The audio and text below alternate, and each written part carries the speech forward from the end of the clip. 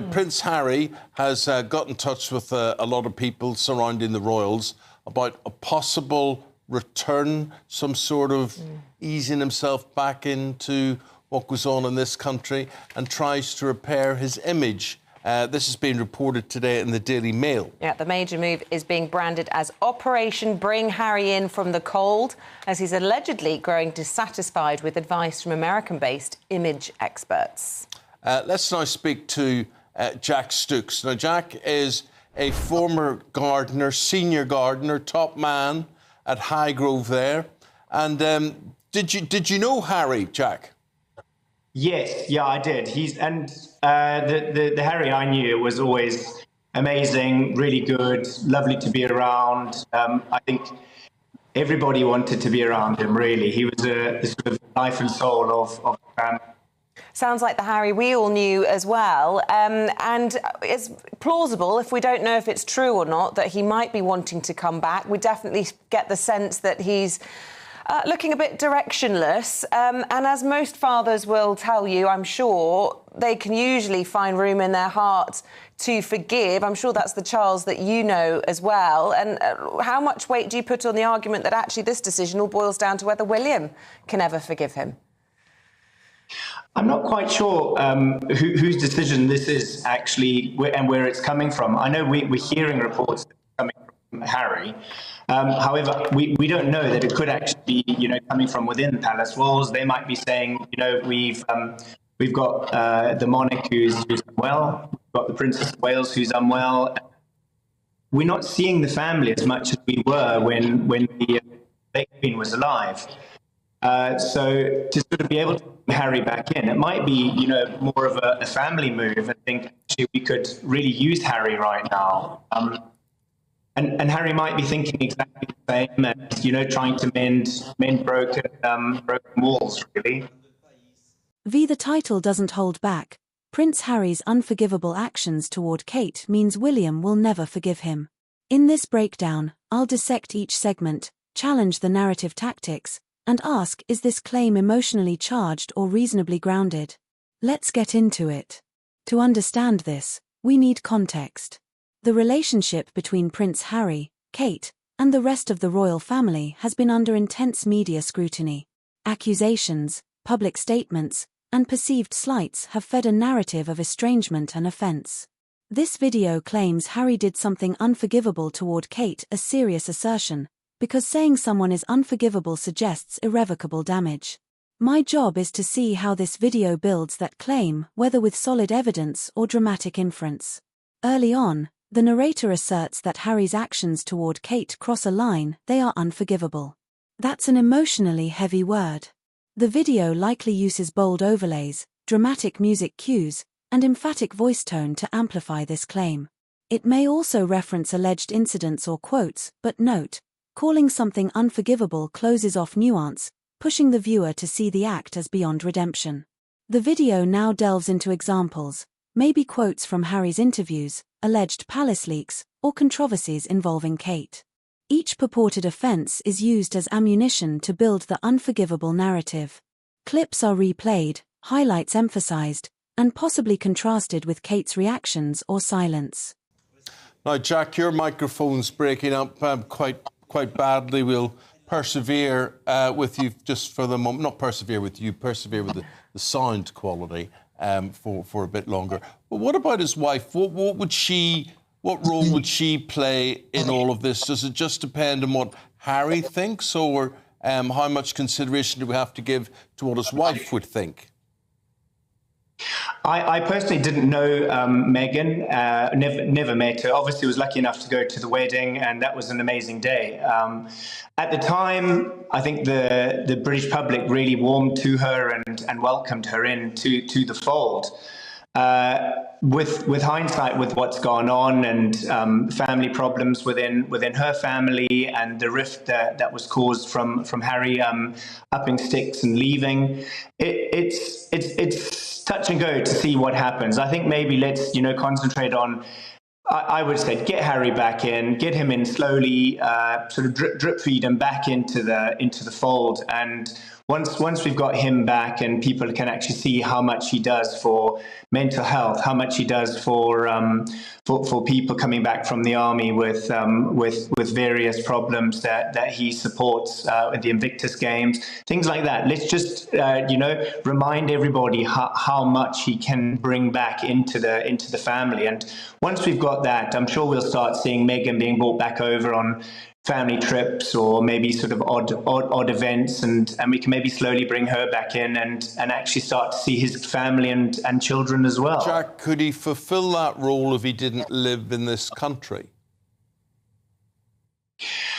I think if we go back in time and we remember what Harry wanted to do, is he wanted to go and be an ambassador throughout the world and go around different countries and be the ambassador outside of England for the family. And whether or not we agreed, I thought that was a pretty good idea because, Harry has a way with people. He is a warm person. He is really generous with the way he gives as a person.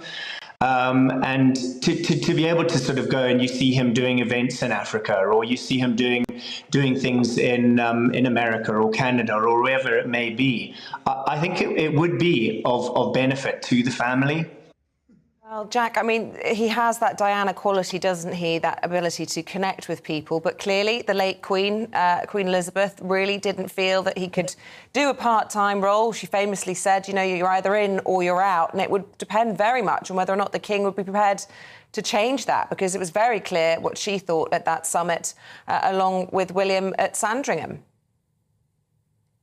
Yeah, no, I know that did happen, but what we've got to remember is at the time, we knew a book was coming out, we knew various things might come from that, we knew that there was problems with Meghan's family, and there was a lot going on at the time. I think things have, sort of been brushed aside to an extent. Whether or not the book was a mistake, I mean, he might think it was a mistake, he might not think it was a mistake. What we tend to do is we judge him on just the fact that he wrote the book. What we don't think is, why did he write the book? We don't ask the questions as to, there was a reason behind him having to have his story known. And maybe, he needed that. Maybe he felt he just needed people to know his side of the story. Completely, there was things in the book that I don't think were necessary to put in the book, but that was his doing, and whether it was his mistake, we obviously all learn from mistakes, and hopefully that family can forgive. I mean, not forget, but be able to sort of move on in a different way. Well, Jack, thanks for your perspective on things. Really appreciate your opinion and your insider knowledge there. Jack Stokes, thank you. Prince Harry has consulted former aides about a possible partial return to Britain as he seeks to repair his public image. This is being reported in the Daily Mail today. Yeah, the major move's being branded as Operation Bring Harry In from the Cold, and he's allegedly growing dissatisfied with advice from his American-based image experts. Joining us now to discuss this, former royal correspondent Michael Cole. Michael, good morning to you. Good morning, Eamon. Good morning, Isabel. Good morning. So it would seem that California, the Golden State, has lost a bit of its luster for the man we used to call the Happy Prince, but who seems to smile a little less these days, doesn't he? But let's be absolutely clear. Prince Harry is not contemplating ending his 4-year self-imposed exile to America and coming back to live here permanently. As Eamon just said, what has happened is that he's contacted a former aide in this country and been speaking to some of his other pals with a view to improving his public image in this country so that he can come back more often with no problems, and even, he believes, perhaps start performing a few minor royal duties. Well, I think the chances of that are nil, but it does indicate that he wants to return to something like the relationship he used to have with this country and with his own family. The editing will likely linger on moments of tension or discord. Next comes the line, William will never forgive his brother. This escalates the narrative from offence to permanent rift. The video probably uses dramatic visual emphasis, perhaps citing unnamed insiders or royal watchers as sources. We may see editorial headlining or dramatic cuts to underscore finality. Here the editing leans in. Tense music, slow dissolves, reaction shots, maybe side-by-side visuals of Kate and Harry. The tone shifts to somber, urgent. This emotional framing pushes the viewer to accept the drama more than question it. The contrast between alleged wrongdoing and perceived hurt is tightened. So, was Harry's action truly unforgivable, and is William destined never to forgive? The video delivers a compelling drama, but it leans heavily on inference, selective examples, and emotionally loaded framing. I believe tension and hurt exist, but declaring something unforgivable or irreversible demands stronger sourcing than what such videos typically provide. For viewers, always cross-check original interviews, press statements, and reputable journalism. Be wary when narratives use absolutes that often signals a story being packaged more than a truth being revealed. What's your verdict, permanent rift, or media spectacle? Let me know in the comments. We've been down this road before historically. We go back to 1970, the Duke of Windsor in France. And he was there with, what was her name? Oh, gosh, the American... Wallace Simpson. 2 points. Well done. So I don't know if he wanted involved again or Wallace Simpson did, but it didn't happen. Yeah, well, when the Duke of Windsor, as he became Edward VIII, went into permanent exile and abdicated on the 10th of December 1936, he was never, ever, or very rare occasions, was he allowed back in this country. He was packed off to the Bahamas during the war, and even when he came back after the war, he wasn't even allowed to land in this country. And he only ever came once to see his mother and then to attend the memorial service for her and open a plaque for her. So, quite frankly, as the late Queen Elizabeth II said, you know, you're either in the royal family or you're not. You can't be semi-detached. The thing is, Eamon and Isabel, that if you are a member of the royal family, you are. You don't have to do anything else. But if you're halfway in the royal family, you have to be. You have to be doing busy things. You have to be going to Nigeria. You have to be going to Colombia. You have to justify your existence. And that's what he's doing. I think with these little movements, shall we say, it does indicate, I'm not an expert on body language, that he's not particularly happy. He never looks particularly at ease when you see him. Perhaps he misses this place, which we criticise, but it's a pretty wonderful country. He was back in Norfolk in high summer last Wednesday for the memorial service to his late uncle, Lord Bellows. And he must have looked around, he knows the place very well, got plenty of pals, and say, but what have I left behind? Why did I do it? Yeah. But, Michael, I would say he can't decide anything on his own. I'm not talking about the royal family involvement. I'm talking about his wife's involvement in all of this. He can't make this decision and say, I'm heading back, I'm going to get, reacquainted with everybody again. She has to give it the Meghan assent. Yeah, I think it's like any marriage. You have to, if you respect your wife or husband, you consult them very thoroughly about such things. Her commitment, I don't think she would ever want to come back here. She's made that plain what she feels about the country.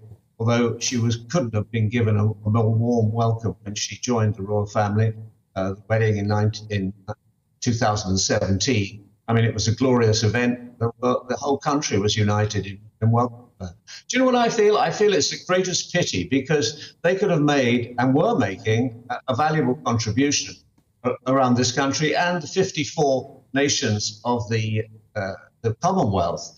They could have done great things here. They would have had the backup and the know-how and the support of Buckingham Palace, and they wouldn't be having these dilemmas. It's a terrible thing. What they need... Yeah. I was going to say what they need is not a PR man. They need a peacemaker. Yeah. Because, listed are the peacemakers. It seems to me there are two roadblocks, apart from the Meghan factor and whether or not she would want you know, this change of direction for Harry again, and that is forgiveness and trust. Now, I can see the king forgiving his son. Most parents can forgive their kids most things, can't they? Whether or not William could ever forgive his brother for the things that he said, the things that he's alleged to have done, imagining that he did, even if they both forgave him, could they ever trust him again? Because let's not forget, Harry has done some pretty... Well, betrayal doesn't even really sum it up, does it? The sort of secrets that he's aired for money you know, have really undermined and eroded their trust.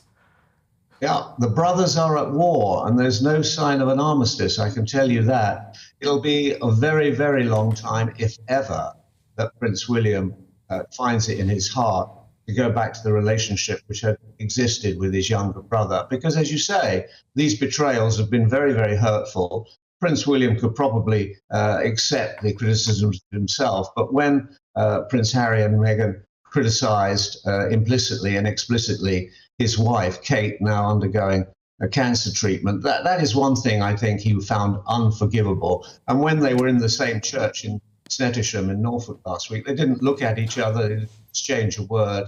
I mean, there's an ice cap over their relationship, and it's not melting. And I doubt that it will melt for a very long time, if ever. There are reliable reports which haven't been denied that if and when the time comes for the coronation of King William King William V, WV, he would not want to invite his brother and would not invite him. Well, that is a fantastically direct and hurtful snub to Prince Harry, but that's perhaps an indication of the damage that's been done to the relationship. Well, appreciate your take on things, Michael, as always. Thank you very much indeed.